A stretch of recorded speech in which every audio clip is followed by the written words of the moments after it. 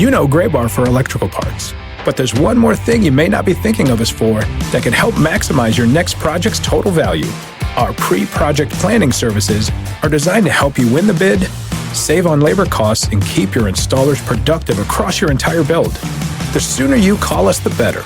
Because when we're there from the beginning, we can anticipate your needs and help you solve problems before they become problems. Yep, Gray Bar does that.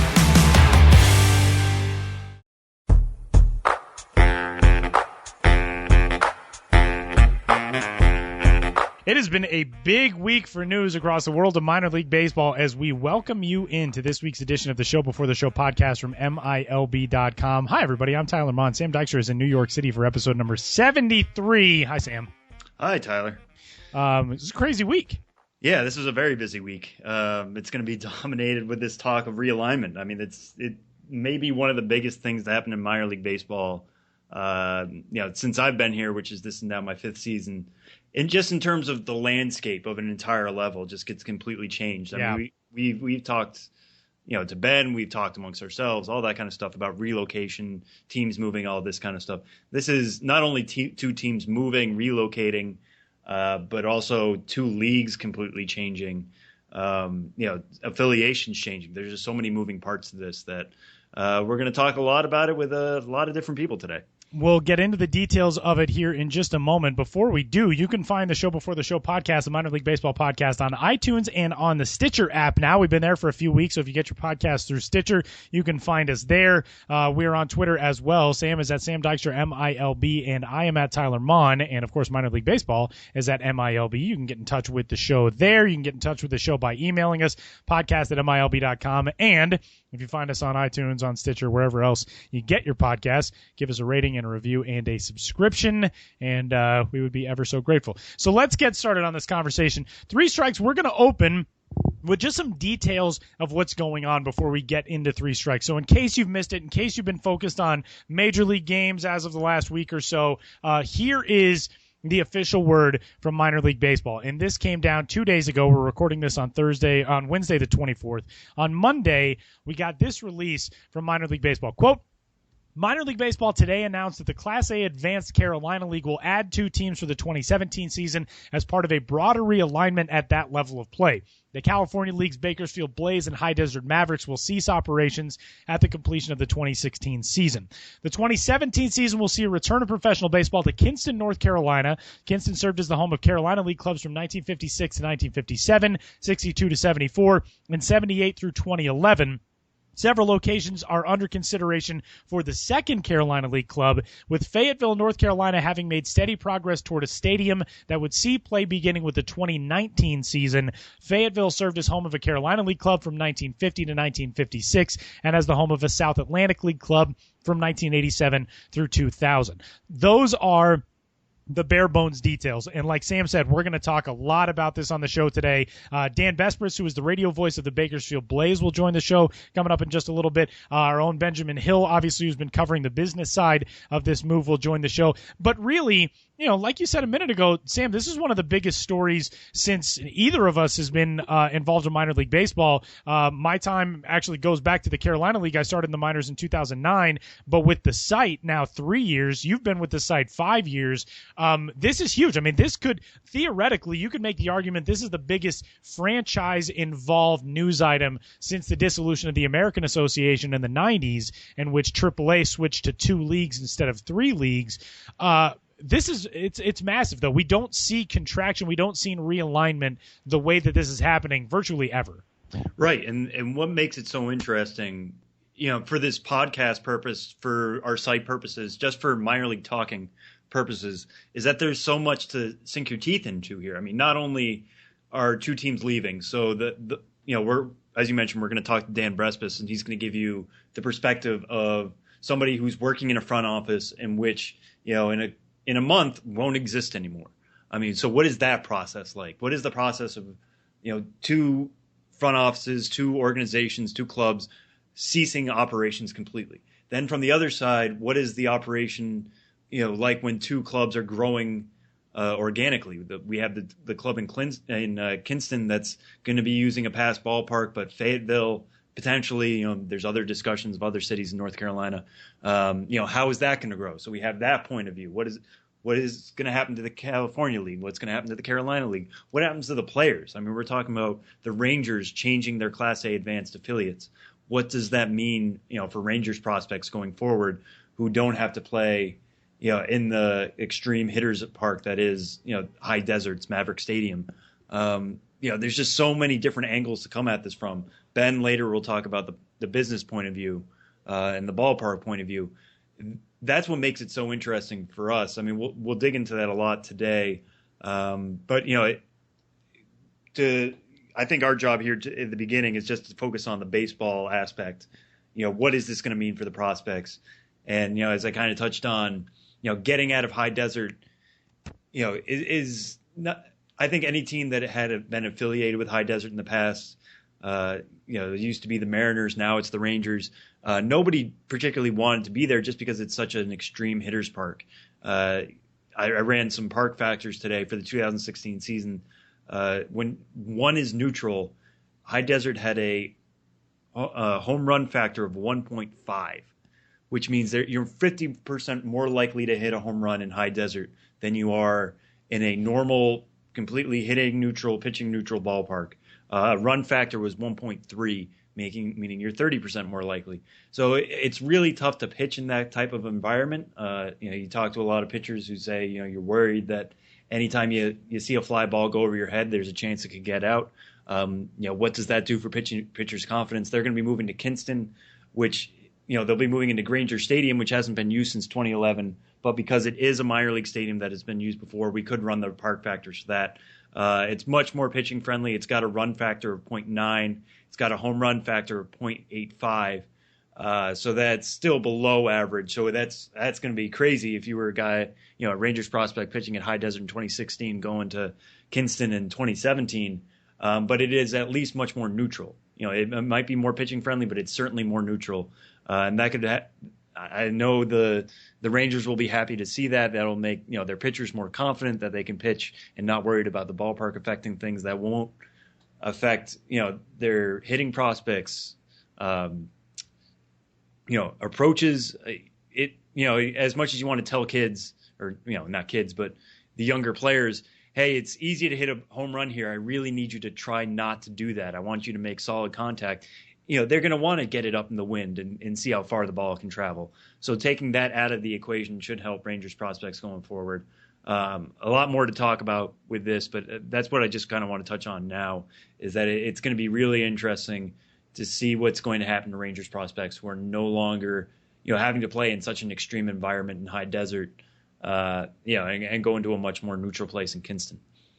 Kinston, North Carolina will be the home for one of those clubs. Fayetteville looks as if it will eventually be the home for the second of those clubs. Looks as if the Houston Astros will be the parent club of that team. The Texas Rangers will be the parent club of the team that's moving into Kinston. There's actually already a site set up at MILB.com. KinstonBaseball.com has some of the details on this new club. But yeah, if you're looking for the nitty-gritty on what it could mean on the field, Sam's story is outstanding. It's on the site right now, the Toolshed column for what this could mean for Rangers prospects as they take the field at historic Ranger Stadium in Kinston, North Carolina, coming up for the 2017 season. Again, all kinds of conversation coming up on this show today about realignment, what it will mean for Kinston, what it could mean for Fayetteville, and what it does mean in very concrete terms for guys like Dan Besbris and the people that he works with in the front office in Bakersfield, also in High Desert. A ton more about that coming up on the show today. But I think we're all well served to keep in mind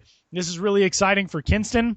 Really exciting for Fayetteville. I used to work in the Carolina League, love Granger Stadium, love that little town in Kinston, North Carolina. It's a great place. It's a very classically minor league market. But on the flip side of that, a cornerstone team in the California League, the Bakersfield Blaze, which has been in that league since 1941 at various incarnations, is going to be gone. The High Desert Mavericks are going to be gone. It's a lot of summer nights without ball games. It's a lot of people in those front offices who are going to be looking for new stuff to do in 2017. So be excited for the new markets, the new teams, the new fans, but also take a minute to, recognize that this is tough on a lot of people as well. We certainly don't take that lightly. The contraction in California, expansion of the Carolina League, and minor league baseball continues on with a new chapter for 2017. Yeah, no, thank you for pointing that out. I mean, that's the thing, is that you want to take the story and run with it so quickly and just say, what does this all mean? What are we going to be talking about next April? And you try to get into that, and you want to acknowledge that as well. But there are real, people involved here who are losing jobs, don't quite know, what is next, what's beyond the horizon, what's beyond the last regular season game of the year, or potentially the last playoff game of the year. I think Dan, we already talked to him, so I can tease it out a little bit. Dan gets into that of just, some people might be moving to new gigs within, the ownership group at Bakersfield, but a lot of people are going to be searching for new jobs, and that's kind of tough. So you just have to band together. There's a lot of perspectives here, and we don't want to leave any out. So, to those losing, opportunities in High Desert and Bakersfield, we're certainly thinking of you at this time, and hoping all the best from here on out. The people in those organizations did a really good job of keeping teams together that, at times were tough to keep together. And the fact that they lasted this long is a testament to those folks as well. Strike two this week, Sam. We'll take it back on the field with the Los Angeles Dodgers and their number 2 prospect, Jose De Leon, who has been nothing short of ridiculous over his last couple of times out. Last 2 starts for Jose De Leon, 7 innings pitched in each, 7 combined hits, 2 runs, 20 strikeouts, 0 walks. What's gotten into Jose De Leon? We've talked about him in pretty large stretches this season. We talked about him most notably a couple of weeks ago as to being maybe one of those guys who comes up and impacts a major league pennant race, because I think that's very much a distinct possibility for him, but he has been so good his last couple of times out.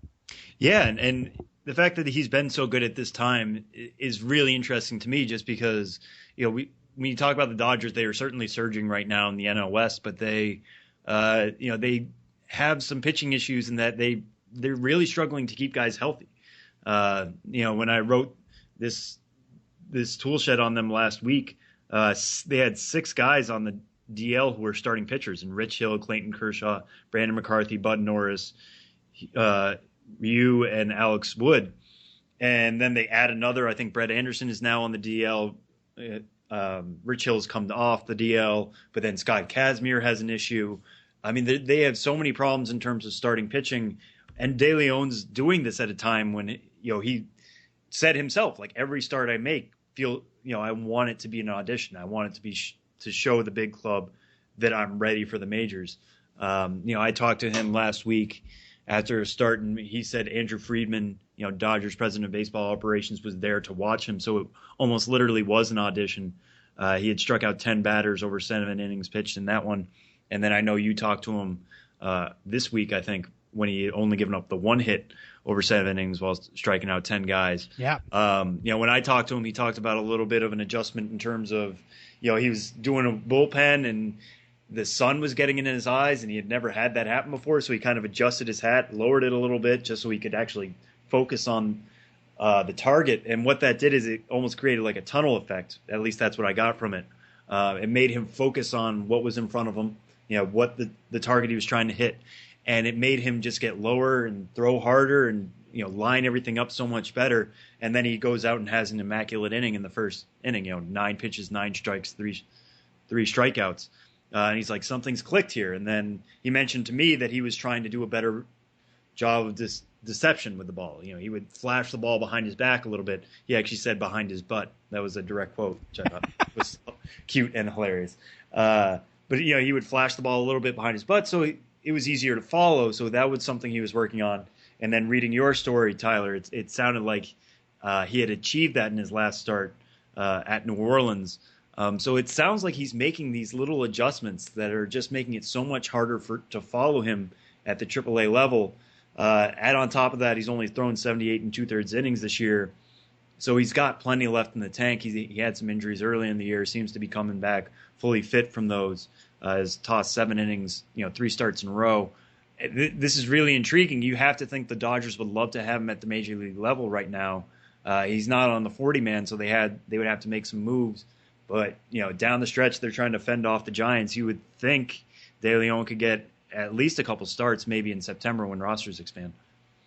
Jose De Leon, Really, really good. When you look at his numbers just season long, he has been ridiculous. He's basically had 2 bad days. One of them especially was against New Orleans back on July 25th. Gave up 7 runs on 8 hits in an inning and a third. And his last start, the start after which I talked to him, was against New Orleans. And he said, I knew last time I came out against these guys, they killed me. And I wanted to make sure that I showed them that I had adjusted to that. But yeah, similarly, the discussion of really what he continued to hit on was aggressiveness. He wanted to make sure that he was aggressive going to the plate. He discovered in those bullpens, and again, like he told Sam, it was after Andrew Friedman was in attendance for one of his starts, he discovered how well he was hiding the ball in his bullpen sessions when he was kind of taking it, getting a sign, and going with an aggressive delivery. It was really interesting, and that's one of the things I've really, for a long time, wanted to talk to Jose De Leon because he's so open in his interviews and discusses so clearly what he feels like is contributing to his success. And that was the first time I think I'd ever actually gotten a chance to interview him. And it was fascinating hearing him be so frank and upfront about, no, I discovered this about how I can do this, and that led to this part of my success. He's one of those really easy guys to cheer for. And big congratulations to him on a solid role. Oklahoma City fighting for a postseason spot, and also Los Angeles Dodgers doing the same. So don't be surprised if you hear that name in the major league level coming up very, very soon. Strike 3 this week, Sam. We're already getting to end of season all-star lists that are rolling out throughout the minor leagues, which is crazy that we're this close. We're like 10 days away from the close of the minor league regular season. Give me some of your initial takes on these. Yeah, so the ones that kind of popped out to me would have been surprises, I guess, the beginning of the year, but aren't so much now. Now it just feels matter of fact. And that's in the Midwest League and the Appy League. I think California came out today, and a couple more will come out as the week progresses. So by the time you've heard this, check the site, see who else has been named an end-of-season All-Star. But starting in the Midwest League, Eloy Jimenez, began the year as the number 10 prospect in the Cubs system. Was a guy who was signed out of the Dominican Republic a couple of years ago. Had hit 284 with a 746 OPS last year in short season ball at Eugene. A nice prospect, but not anybody you would expect to tear the world apart. Then this year comes in at Class A South Bend, making his full season debut. He's now the Midwest League, not only MVP, but also prospect of the year, easily a top 100 prospect, easily a top 50 prospect. Got invited to the Midwest League All-Star game where he was the top star there. Certainly had a case for MVP at the Futures game in San Diego, despite being a guy who had only played at Class A ball. Hit a home run there. I think he went 2 for 3 with 4 RBIs. So as of right now, season's not over, but he's hitting .335 with 13 homers, 3 triples, 38 doubles, and a .911 OPS. We talked before, this guy seems like a breakout prospect of the year candidate, gets rewarded in the Midwest League. Kind of cool to see, how he's built himself through this year. I know his manager in South Bend has talked about, you could see the confidence building when he would start to get the little awards, the invite to the All-Star game, then the invite to the Futures game, and how he just took those opportunities and ran with them. So what is going to be the next step from here? Now he's a league MVP. Now he's a league top prospect. What does that mean for him going forward? Is he as confident as he's ever been, or is he going to sit on his laurels? Hopefully, that won't be the case, but that's kind of interesting. And I'll move over to the Appy League. Alex Kirilloff, Twins first round prospect this year. He was named the top player in the Appy League this year. As of Wednesday, he's hitting .320 with an .802 OPS, 6 homers, 9 doubles, and 29 RBIs in 50 games for Elizabethton. This was a guy when the Twins took him in the first round. I remember doing the write-up, and he's not a guy that screams, here's my loud tool. Here's what I do really, really well, better than anybody else. But all 5 of his tools grade out as average to slightly above average. I mean, this is a guy, he's going to play you a solid outfield. He's got some decent speed, not, 20 stolen bases, not that kind of thing, but he's not going to be a base running asset or a problem on the base paths, I should say. But he's going to hit well. He's going to hit for a little bit of power, as we've seen this year. Again, .320 average, 6 homers. So, when you put all those packages of tools together, that's what you get, is this type of season that he's put together in rookie level ball. Now we have to see what's going to happen to him next year, potentially looking at starting at the Class A level, getting a full season in him. How is he going to be able to handle that? How is he going to handle a little bit more advanced pitching? But between Jimenez and Kirilloff, I definitely leave 2016 more impressed with them than I was at the beginning of the year, and that was even before they got these awards.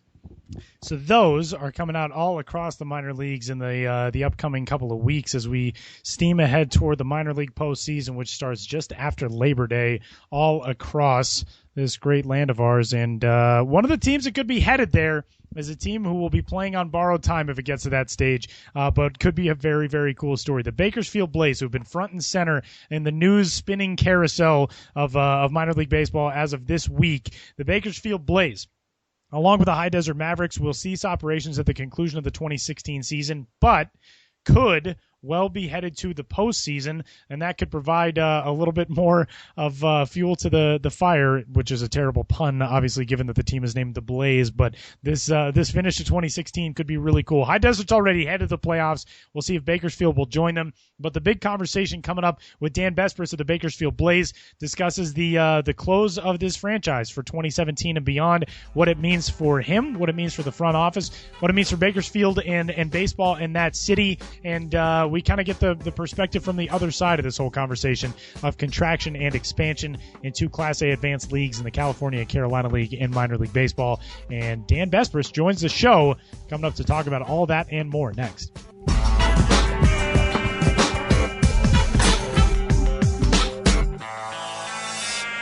And for this week's conversation, the Show Before the Show podcast heads to Bakersfield, California, which is on its way out as a minor league market as of right now. We welcome in Dan Besbris, who is the radio voice, longtime radio voice of the Bakersfield Blaze, currently the Class A advanced affiliate of the Seattle Mariners. And Dan, obviously not an easy week, not an easy stretch for you guys, but welcome and thanks a ton for joining us. What is the current state in the front office? I mean, not a real easy few days, I would imagine, to come to work, but at the same time, you guys are kind of all going through this together, and I would imagine there's a little bit of comfort in that. What's it been like for the last few days?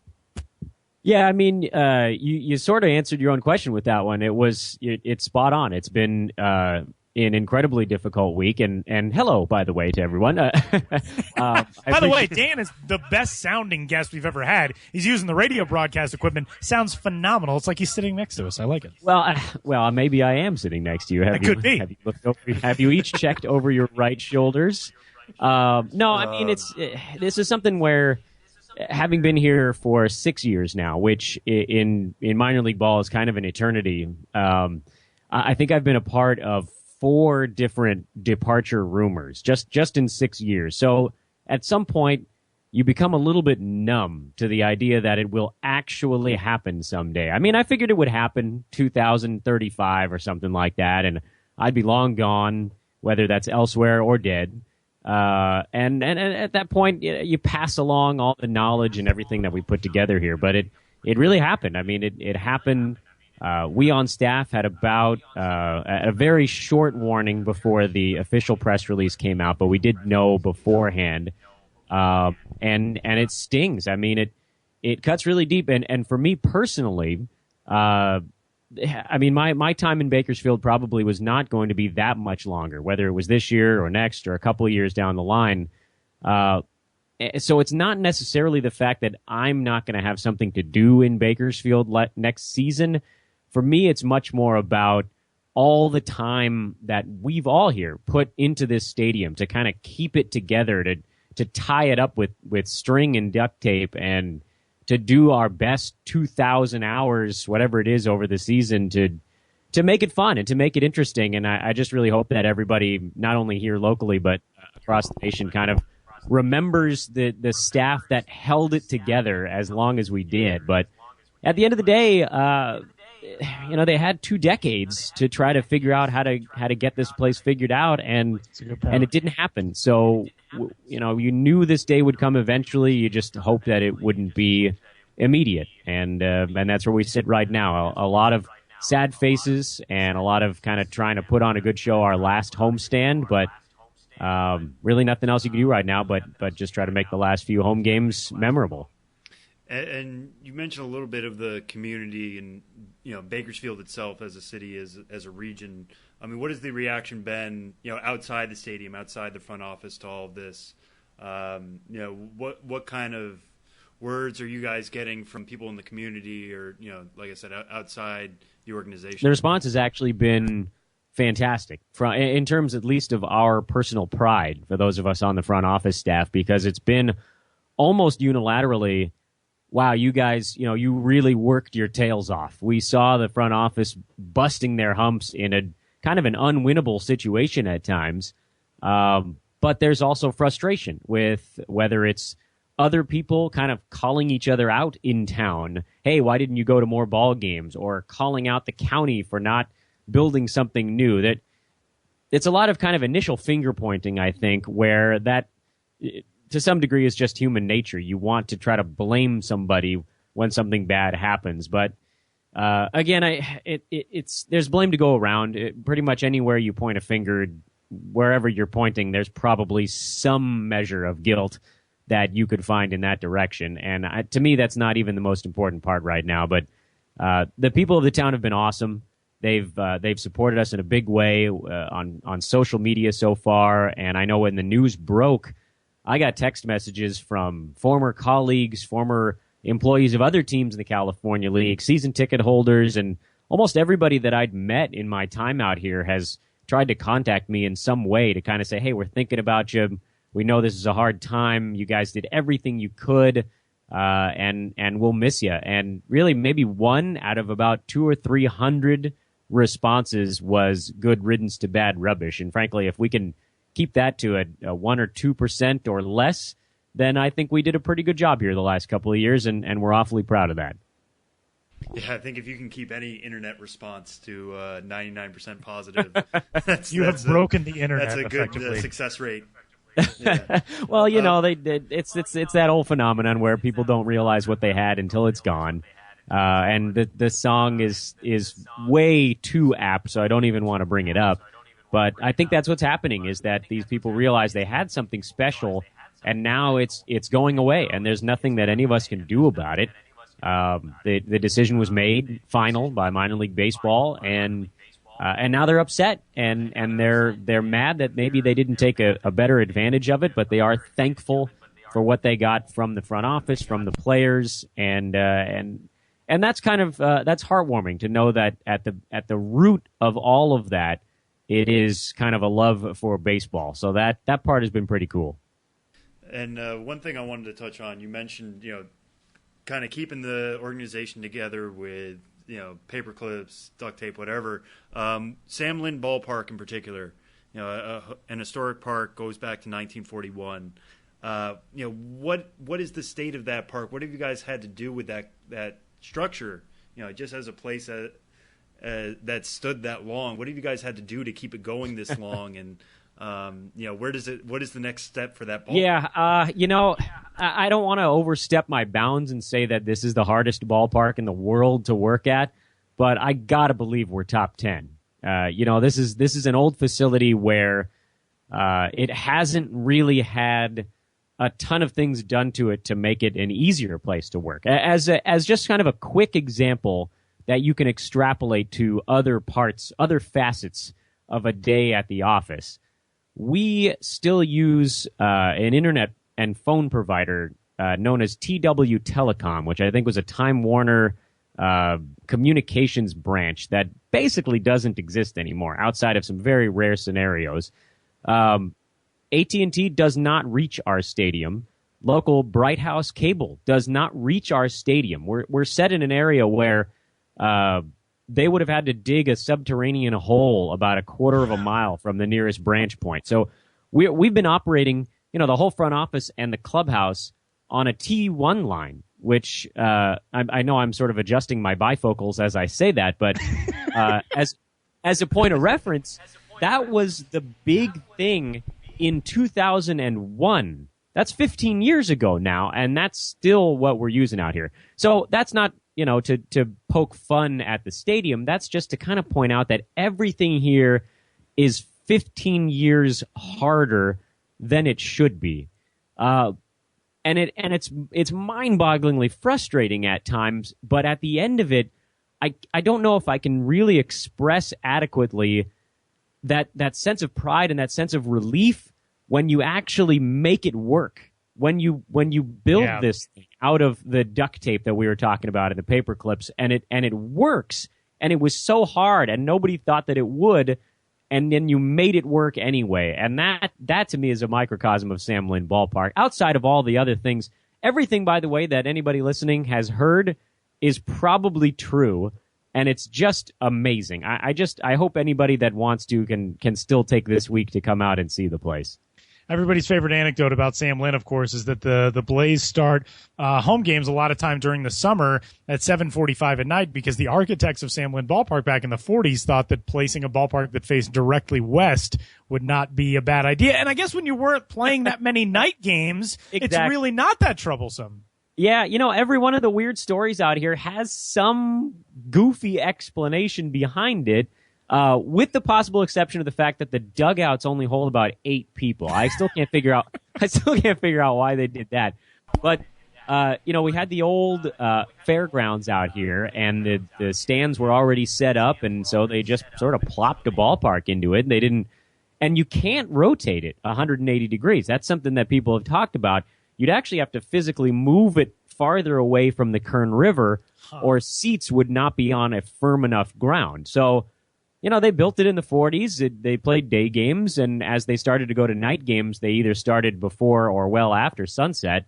And only recently has it become a much bigger issue where, everybody has to be home promptly at 9:45 and then in bed by 10.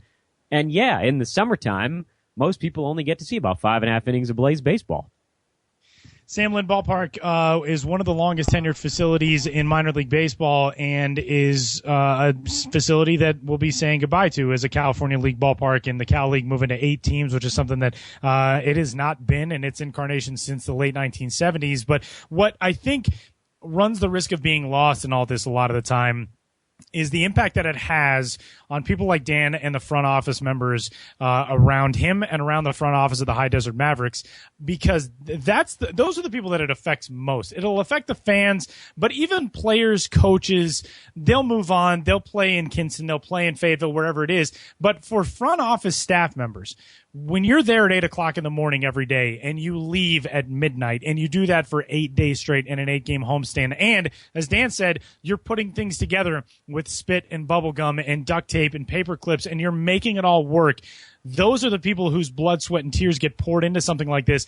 And it, I would imagine, feels like it all has gone for naught in a lot of cases, but that's in no way the case. I mean, we know the enjoyment that minor league baseball brings to millions, tens of millions of people across the country year after year. And Bakersfield, which I didn't know until this week, is the 9th largest city in California. So the amount of people who have filed into that ballpark over the last 8 decades is incredible. But for the front office staff, at least from my vantage point, that's who this comes down to. And what has that been like for you guys as, kind of a grieving family at this stage, to share that amongst each other? And in minor league baseball, shared suffering is your existence. Pulling the tarp, cleaning up the concourses, all that stuff is your existence. But this takes that to an entirely different level. Yeah, this that shared suffering remark is so well put. I don't know that I could really phrase it better myself. I've spent the last couple of days really just thinking about all the people on the front office that have come through here in my 6 seasons with the baseball team, and just whether it's full-time staffers or interns or whatever. And heck, I think the person that's most impacted by this is our official scorer, Tim Wheeler, who everybody in the California League knows, and I'm betting a lot of folks back at BAM are well aware of Tim. He's been out here for over 2 straight decades scoring games at Sam Lynn Ballpark. I mean, he's as great a fixture here as anybody, including our program salesman, Froggy, who's also kind of a national treasure. That a lot of people know about Froggy, too.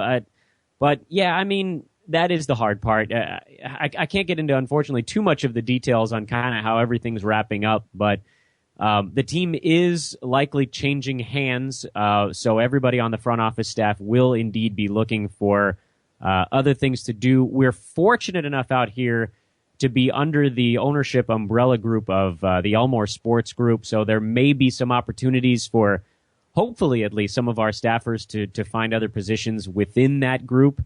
But for those of us who have sort of to take a line out of Taken, I guess, a more specific set of skills, and want to do something like, for me, broadcasting, spots are few and far between. So it is a tough time indeed. We're just, I don't know. I think the best way to describe this week has been just kind of putting our heads down, and it might really sink in after our last regular season home game on Sunday the 28th, when the team goes out on the road and everybody realizes there ain't a whole lot left to do at that point besides fire sale out here. It's time to get rid of some stuff, and then you kind of stare down the barrel at the ending, and it hits you. I'll admit, guys, that when I heard this news, it made me way more upset than I thought it would, and I have already cried about it. I didn't know that would happen, and it did, and I think, like you said, shared suffering, just so many hours poured into this place.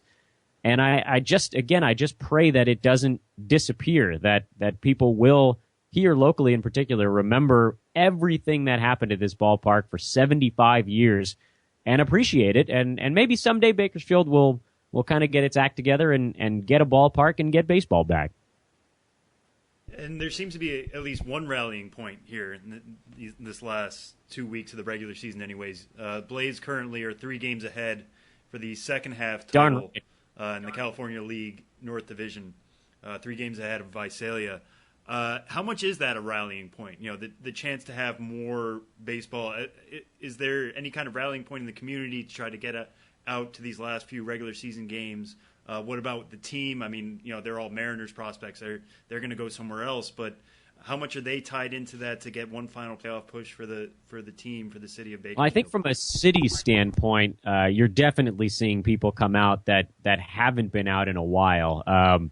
We posted the article that you guys put together at MILB on the realignment on our Facebook page, the Blaze page, and I think it might be the most well-trafficked story that we have ever posted on our Facebook page. So that, I think, is a good indicator that it's been a wake-up call. And I don't know how much the people here locally are concerned about a playoff run. I think they're, again, thinking a little more short-term. And certainly, as we present it to them, we are presenting it as this is the last regular season homestand, and you really ought to come out now. Because of kind of flip-flopping and how the last few weeks of the season might turn out, we don't know if our playoff game is going to be happening at all, and we don't know if it's going to be happening on Wednesday or Thursday and Friday potentially of next week. So it's easier, I think, to just kind of remind people, hey, this is really your last chance where we know what day the games are happening. We know what promotions are coming up. So, you know, don't wait another week. Haven't we been down this road for 22 years? Stop waiting. Just come to a game because you're really going to miss it. On the team side, I've actually seen more rallying than I expected. And that's not to take anything away from the guys. I didn't know that they would end up caring as much about the end of a ballpark where a lot of them have only been for a couple of months, some of them maybe for a year and change. But I do think that actually it comes back to our manager, Eddie Menchaca, who also managed some of these players, in fact, in High Desert when the Mariners were an affiliate out there 2 years ago. So he's been at both stadiums that are leaving the California League, and a couple of the players have as well. And I think having that almost as like planting the seed on the inside, guys able to say, hey, this is history. Let's be a part of it. They're playing their tails off, and it seems like every single game is decided in the last 2 innings. So, you know, at the very least, we're certainly in for some interesting baseball, and I would love to see a Bakersfield High Desert Finals where at least somebody gets to pack up all their stuff and put a trophy in the bag. That is still out there and a possibility for not just the Bakersfield Blaze, but the High Desert Mavericks as well. One thing that really stuck out to me this week, on the day that this news was announced, Blaze pitcher Tyler Pike tweeted a picture with the hashtag BlazeWin of the front of the Bakersfield home dugout, and some cups had been pushed into the chain link that said, "We is Blaze." And I thought that was really cool and really poignant because, like you said, for a lot of these guys, you move on, you play in a different city every year, but to see the way they've seemingly embraced this and now to have that to play for over these last couple of weeks is really, really cool.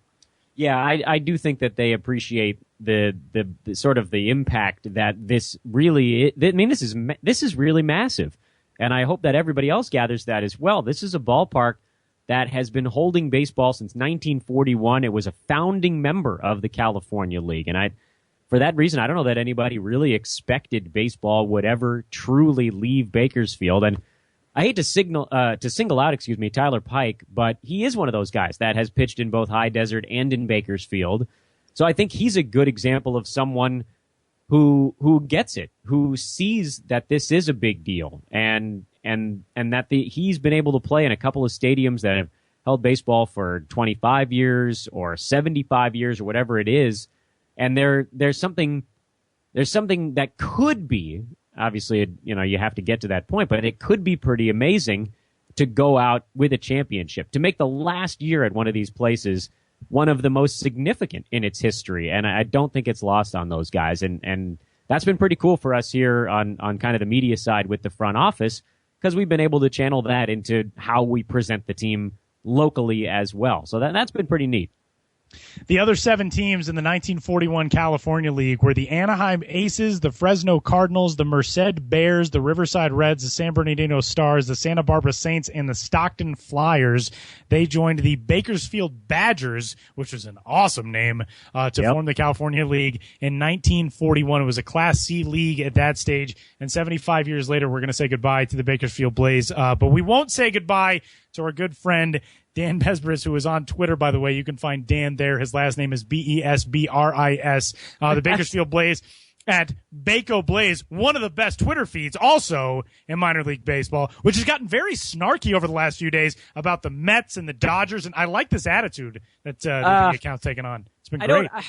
I gotta give a tip of the cap to Dave Gascon, our media relations guy, who's taken our Twitter to a kind of a dark place over the last couple of weeks. The story behind the Mets, I will reveal it now, is that our team's general manager, Mike Candela, is a huge, diehard, you're talking about calf tattoo Mets fan. Okay. He happened to be sitting right next to Dave in the press box while he was doing one of his broadcasts, and he thought, well, you know what? The heck with it. I'm just going to clobber the Mets on this broadcast because my general manager is sitting right next to me. And all he can really do is shake his head and smirk because he doesn't want to jump on the broadcast. And then he decided to take it to Twitter too, and that's kind of how we have no actual bone to pick with the New York Mets. In fact, you heard it here first. Yeah, that's the story, and we tried to keep it under wraps for a little while because we figured the confusion may have been driving the story. Why on earth is this team in Bakersfield, California blasting the New York Mets? And it's just to try to mess with our general manager. So we have no problem with the Mets. But, we figure we are in kind of a nothing to lose situation here now. So if you guys mess with the Bako Blaze on Twitter, we're not going to hold back anymore. Go for it, because it's very entertaining. Good. Go for it. Oh, yeah, Dave's very good at Twitter trolling from the Bako Blaze account. I think we went after the Rawhide a couple nights back. He may have gone after the San Francisco Giants because we were playing San Jose last night. It's been pretty hilarious. I've found myself on air looking at our Twitter feed and just laughing mid batter. Dave's a wizard, man. I gotta give him a huge high five for his work on that one. Dan Besbris is on Twitter. He is at Dan Besbris. You can listen to broadcasts for the final Bakersfield Blaze homestand and this final push toward the postseason at MILB.com, and you can catch Dan there as well. Dan, we can't thank you enough. Obviously, not an easy time to hop on and grab a few minutes with us, and we know you got to run for a meeting as they kind of brief you guys on what's going on with the franchise. But we're all thinking about you and all pulling for the Blaze down this final stretch and the Mavericks as well. And thanks again for everything, and I'm sure we'll be talking again soon. Yeah, thank you so much, gentlemen. If you ever want to talk to an upcoming trophy husband, I will happily be your guy.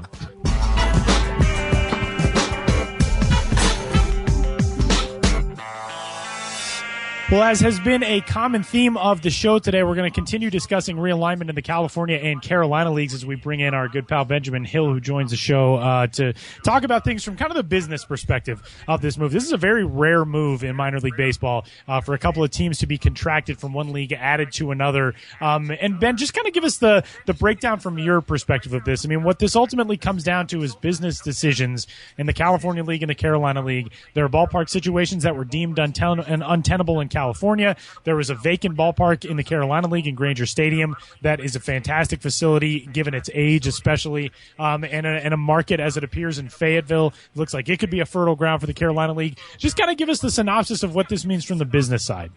Yeah, there's a lot of factors at play here, and in the decade that I've been covering minor league baseball in some capacity, never had a story probably this momentous in terms of the parties involved, and 2 teams ceasing operations and 2 more being added. There's a lot to break down. I think first and foremost, what this comes down to is the state of California and how they have not been able to get. The whole state has no access to public funds for minor league baseball facilities and projects of that nature. And through the years, we've seen that scuttle a lot of potential ballparks. There was the whole when Padres ownership wanted to bring their AAA club to Escondido, and then they played in Tucson temporarily, and that team finally became El Paso. But there was no ballpark in Escondido because of funding issues. Obviously, Bakersfield playing in a facility that was built in the 40s. There have been so many plans to get them into a new stadium because Bakersfield as a market would be one of the strongest markets in minor league baseball. It's not a issue of these communities not being able to support a team based on the demographics of the community. A lot of it comes down to stadiums, and I think that's really where this all begins, is that the California League tried for years in various capacities to get new stadiums and could not, and you had Bakersfield playing in Sam Lynn, which is, by the way, one of my favorite places that I've ever visited. A park that goes back to the 40s, that has a dedicated front office staff, that has the kind of charm and eccentricity and just general good vibes that I love on my road trips. But if you're going to evaluate it from a player development standpoint and from the crowds they were drawing based in comparison to the size of the market, it was clearly an untenable situation. So Bakersfield has been kind of on the proverbial chopping block for years, and High Desert too, not for as long a time, but when Dave Heller and Main Street Baseball ownership, got in a very public spat prior to this season in which there was a disagreement about their lease agreement with the city, which was set in stone, but the city said we, prefer not to follow these terms, and, attempted to even lock them out, lock the team out before the start of the season. So when you have public acrimony there and High Desert, they play in Adelanto specifically. That was not a very good ballpark situation either, even in the best of circumstances. And then when you have that level of discord surrounding it, it kind of became like we cannot have Bakersfield and High Desert, in this league in perpetuity, because these are not situations that really meet the requirements of minor league baseball from a variety of factors. So I think the real need was in California to need new facilities, and because that wasn't happening, then you have simultaneously, Carolina and marks in the Carolina League, which are much more amenable and have more resources to build those facilities, and in the form of the Rangers moving to Kinston and likely the Astros moving to Fayetteville. That's not set in stone. You also have Texas teams that would rather be closer to the east than on the west, so it works for them. And the Carolina, throughout the North and South Carolina, it's just a great place for baseball and a lot of great environments. And Kinston is Granger Stadium, another place that has a lot of history, and so the Rangers high affiliate can move right in. And still to be determined where the second team is going to be, but as I said, we're looking at Fayetteville, who last hosted baseball in the form of the Cape Fear Crocs. And if you remember Cape Fear Crocs, episode, Cape Fear Crocs, yeah, Cape Fear Crocs, a classic theme song. And J.P. Riddle Stadium is where that team played, and that's currently the home of the Swamp Dogs, a collegiate woodbat team. And you mentioned Kinston in there. You said you visited Kinston in the past, back when there was a team there. What was the minor league experience like? How did Granger Stadium kind of work as a stadium then? And what do you kind of anticipate for this move when the Rangers do move into that market? Well, they haven't had affiliated baseball since 2011, and that was when I visited the Kinston Indians in the Carolina League, and that club, after the 2011 season, moved to Zebulon and became the Mudcats, while the pre-existing Carolina Mudcats, who were then Double-A, moved to Pensacola. I hope everyone's that was a very taking confusing notes. thing. Everybody's got their maps, their strings. Yeah, Move them around like on test. Risk. You have to move your little places to dominate the world of minor league baseball. Yeah, exactly. And at first I just thought you said it's like a bris. And I was like, I don't really see don't really see. Except 2 teams did get cut in this whole scenario. Anyway, when I was in Kinston at Granger, this is a stadium built in 1959, and in a market that only had, of course, they're drawing from surrounding communities, but the town of Kinston has less than 22,000 people in it. So it's kind of funny that the Rangers are moving across the country to get to a stadium in a very small market that was built in 1949. But it's in good shape. It's closer geographically for the Rangers' long-term needs. I've heard no talk about long-term building a stadium to replace Granger. Maybe that'll be dealt with down the line. But it's in good shape. It has a lot of history, and from a fan perspective, I think you have to be happy that Kinston is back, as much as it's sad to lose Bakersfield and High Desert. You have to be happy Kinston is back, a place that has a lot of history. In addition to Carolina League baseball through the decades, they hosted Negro League teams in the 40s and 50s. I met some of their alumni when I was there in 2011. And the kind of ballpark, they just don't build them like that anymore. And Tyler, you spent ample time in Kinston, and I believe called one of the longest games in minor league baseball history there. So it's a place with a lot of memories and a lot of history, and I'm happy to see it back for that reason. I mean, it really is a homecoming for the Carolina League, and it's a city and a ballpark and a franchise that have had a lot of history in the league, and the league has had a lot of history in Kinston. But it also brings into the equation where the other piece comes into play in the Carolina League, because as of right now, the suggestions are Fayetteville, North Carolina will be the home for the other franchise that has been contracted from the California League, and a new ballpark will be built there to begin play in 2019, with the Houston Astros being the parent club of that team. Now, we don't know any of that for sure. None of that has been officially announced. That's all as of this stage, just kind of some speculation that has not been confirmed. But even if that is the case, let's say all of those dominoes do fall together, that leaves at least 2017 and 2018 where we don't know where this Fayetteville franchise will be playing. There's been some discussion. Maybe they'll play at Granger Stadium, which, again, is a great facility. For a long time was named the best field in the Carolina League. So, I mean, the drainage is good. The playing surface is good. But it's also an 80-year-old facility, basically, at this stage, 70 years old. Can it handle 140 games over the course of 150 days in the summer? So there are still a lot of question marks surrounding all of this. All we know is that 2 teams will be playing in the Carolina League that weren't there in 2016. One of those will be in Kinston. We know that for certain. Yeah, and Fayetteville is a strong front runner for the other. And the Astros are very much on the record as saying, this is something we're working toward. It's not a backroom behind the scenes thing. Right. The Astros want to bring a team to Fayetteville. I talked to Astros president Reed Ryan last week, and he said, absolutely, this is what we're trying to do. This quote checks off all boxes for us in terms of where it's where it's situated in the national landscape as regards their farm system, in terms of having a new facility, in terms of being close to their new spring training facility, or comparatively close. And the Astros are working with the city of Fayetteville, and the city of Fayetteville last week, I believe, approved a memorandum of understanding. And when you're going through the kind of sometimes tortuously slow city government process, as it should be slow because you're dealing with a lot of money here, a memorandum of understanding is not official approval, but it's kind of like an agreement to move forward. It's kind of like we got engaged, but we're not married yet kind of thing. So they've taken major steps to get this far, and Fayetteville's very much the front runner, and the Astros are very much committed to the process of bringing that team to Fayetteville. And everything else, it's kind of like, let's take care of that first and then see what happens. And we'll all have plenty more to talk about down the line. Yeah, definitely. I want to pivot, and it's something you wrote this week, but again, it's about something next year. This week's Pro Watch, you talked about how the Salem-Keizer Volcanoes in August of 2017 are going to try to use an eclipse to their advantage in a promotion. How's that going to kind of work and come together? Yeah, this is so cool. Salem-Keizer, who play in Oregon.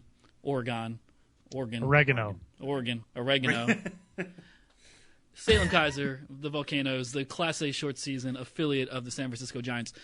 They usually, when I'm writing Promo Watch or writing about promos or tweeting about promos or dreaming about promos, they're ones that have just taken place or are about to take place. I think this is the first time I've led a column off as something that is taking place literally a year from now.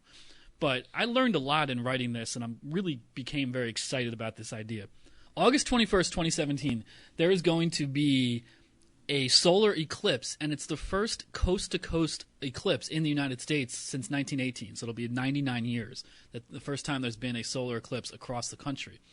And as an eclipse moves across the country, there is the so-called path of totality, which is a roughly 60-mile wide band in which, the eclipse will be a total eclipse. That's where you experience it. So, eclipse aficionados, of which there are many, the hotel rooms and camping sites and whatever have you are all fully booked, not just a year in advance, but they've been booked for years and already in some cases to get in the path of totality for this eclipse and experience it to the fullest.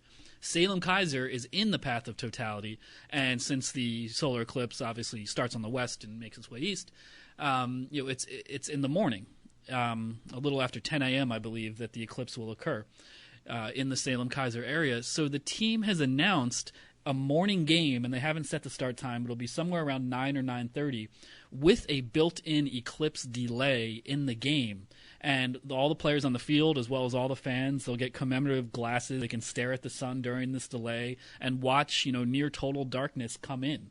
And this really surreal communal experience of being in a ball game, stopping it in the middle, or probably be in the second or third inning or so, and experiencing the eclipse. And then probably within 15 or 20 minutes, there will be enough light, as long as there's not some sort of apocalyptic event or something like that. You never know. But usually normalcy will return in about 15 minutes, and then they can get on with the game. And this is the culmination of what they're calling Eclipse Fest, which is going to be a whole weekend of events. They're having a beer and wine fest, and they'll serve breakfast at the ballpark the day of the eclipse. And I was told they might open up their parking lot for RVs because all the hotel rooms are already booked in the area. And just a really cool way to take advantage of a very unique natural phenomenon that's occurring. And I became very interested in the path of totality in researching this promo. And one, it's the 10th album by Korn, Path of Totality. So Google Path of Totality, and there you go. That's Korn with a K for all the kids listening. Yeah, that's probably true. Yeah, and that's kids with a K. Kids with a K. 1877 Cars for Kids. Yeah, and Korn, to go on a brief tangent, they were part of a genre of rock that I always despise. Yeah, same. Always will despise. But anyway, Path of Totality, credit to Korn, and for coming up with a great album name, their 10th LP. And the Path of Totality, as it moves across the country, will also be in some other minor league markets later in the day, including Bowling Green and Nashville and several in South Carolina, such as Columbia and Charleston and Greenville. So I'm trying to tell these teams, they don't necessarily listen to me, but I'm trying to tell them, if you have a home game on August 21st and you're in the Path of Totality, do your own Eclipse promotion. That's awesome, right? I think it's really cool. I'm totally on board with this idea. This is the most excited I've ever been about an eclipse. No, this really is a really cool idea. I'm hoping from the the baseball nerd standpoint, I'm hoping that at the on the stats side at MLB Advanced Media, I hope that by next year they have put something into the system that allows a delay to be listed in parentheses for eclipse. Because now it can be delay rain, delay lighting, delay inclement weather, wet field, whatever. I hope eclipse comes up next year on game day and the box scores is the reason behind that. I know it's a big pressing issue.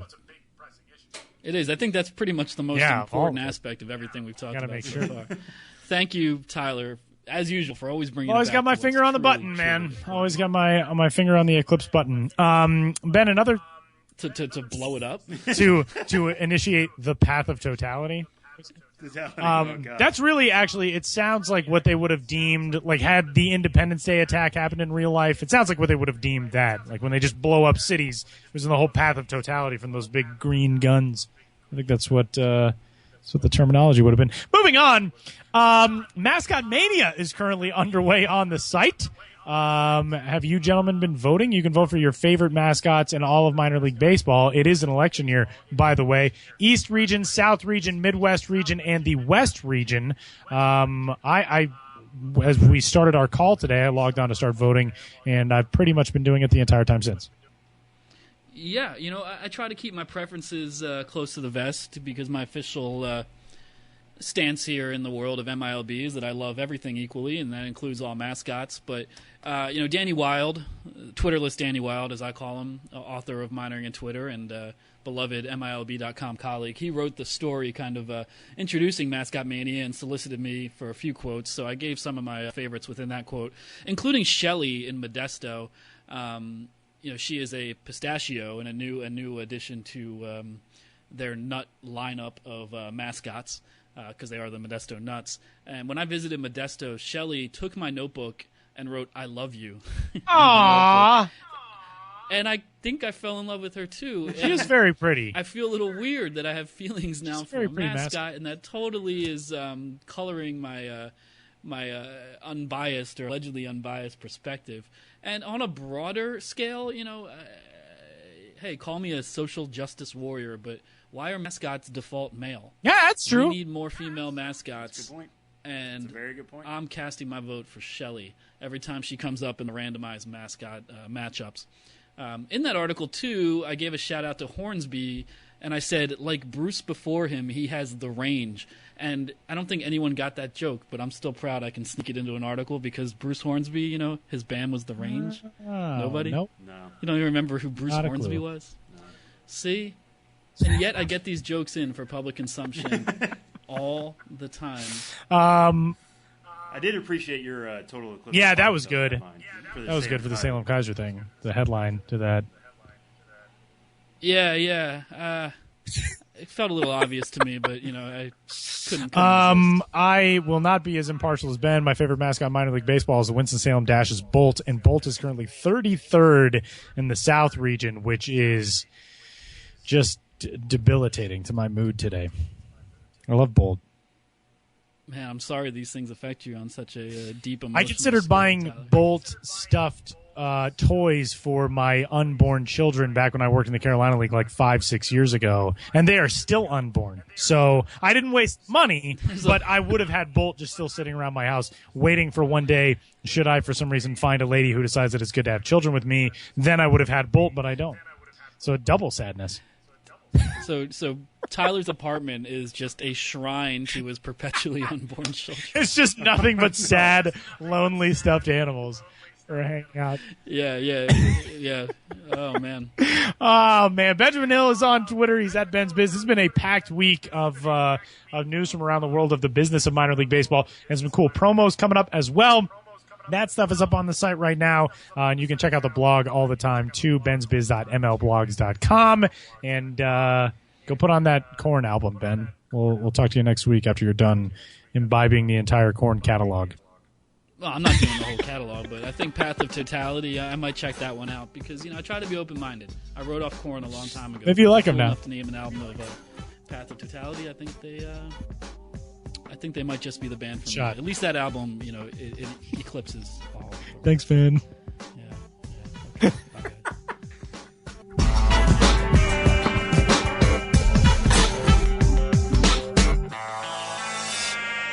Finishing up episode, what did we decide this is? 73? Is that what it is? 73 of the Show Before the Show podcast. Again, you can find Dan Besbris on Twitter. He's at Dan, Besbris. The Bakersfield Blaze are at Bako Blaze. They, again, one of the most entertaining follows in minor league baseball, and you might only get a couple more weeks. I don't know. Maybe somebody will just take the password, keep the account open, and just tweet satirically. I think that'd be very entertaining. That would be great. Just tweet as if the Blaze were still playing.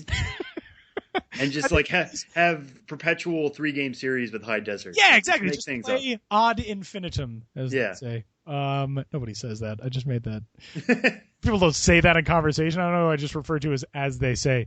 Anyway, Sam and I are going to go united on our MILB TV picks for this week. Now, the reason we're going to give you picks for a series coming up next week, as I'm actually going to be leaving the country for a few days, Sam and I are going to record next week's show on Tuesday, but this series starts on Tuesday. Sam, tell all the folks what we're talking about.